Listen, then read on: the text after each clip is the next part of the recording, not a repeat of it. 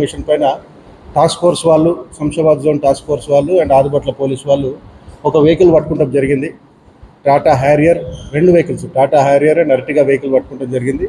దాంట్లో మాకు 100 kgs of ganja దొరకడం జరిగింది. దాంతోపాటు ఒక 4 అక్యూజ్డ్, దాంట్లో 3 మహారాష్ట్ర వాళ్ళు, ఒక అతను ఒరిస్సా అతను ఉన్నారు. అనుమానంతో అది ప్రాపర్ ప్రొసీజర్ ప్రకారం అంతా పంచనామా చేసి మనం సీజ్ చేసుకుంటాం జరిగింది. ఇది ఫర్దర్గా ఇంటరాక్ట్ చేసి క్వశ్చన్ చేస్తే అర్థమైంది ఏంటంటే వీళ్ళు 10 రోజుల ముందు మహారాష్ట్ర నుంచి ఈ వెహికల్ తోటి ఒరిస్సా వెళ్తాం జరిగింది. ఒరిస్సాలో అక్కడ ఒక హ్యాండ్లర్ ఉన్నాడు, అతని పేరు ప్రణవ్. అతను వీళ్ళందరికీ కూడా గాంజా ఇస్తాం జరిగింది. దాంతో వీళ్ళు విశాఖపట్నము, చౌటుప్పలు, విజయవాడ హైవే నుంచి మనం ఓఆర్ఆర్ ఎక్కేసి మనకి ఇట్లా టువర్డ్స్ మహారాష్ట్ర వెళ్తున్నప్పుడు మనకి అప్రెండ్ చేస్తాం జరిగింది. దీంట్లో టోటల్గా ఒక 4 అక్యూజ్డ్ కస్టడీలో తీసుకున్నాము. ప్రశాంత్, గణేష్, రాజేష్, శ్రీహరి అండ్ గోరఖ్ చంగాన్ అని చెప్పేసి. దీంట్లో సోర్స్ వచ్చేసి మన ఒరిస్సా నుంచి పవిత్ర ప్రధాన్ అని ఒకతున్నాడు. సప్లయర్ మెయిన్ మన king pin of the Maharashtra వీళ్ళ టీంకి వచ్చేసి ప్రణవ్ అని ఉన్నాడు. వీళ్ళందరూ కూడా మనం అప్రిహెండ్ చేసి లీగలైజేషన్ జరుగుతుంది. వీళ్ళందరూ కూడా ఇప్పుడు జ్యుడిషియల్ రిమాండ్ పంపుతా ఉన్నాము.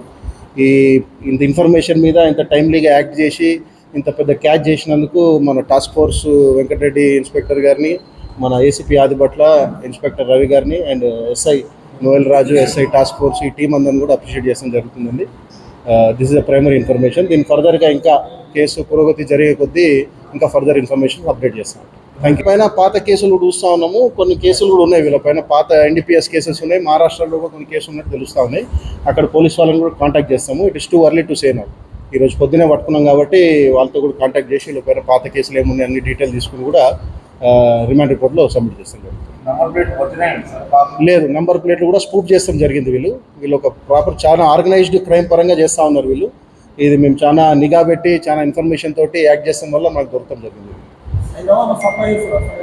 లేదు, ఇది మహారాష్ట్రకి పోతా ఉంది.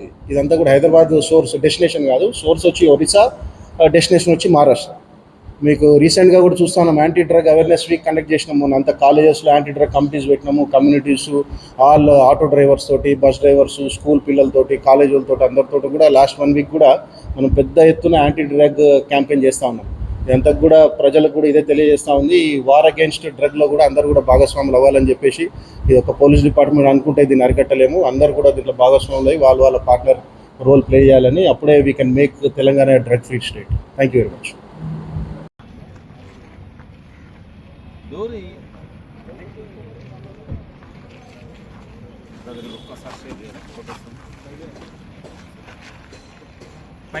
పైకి వెళ్తే సార్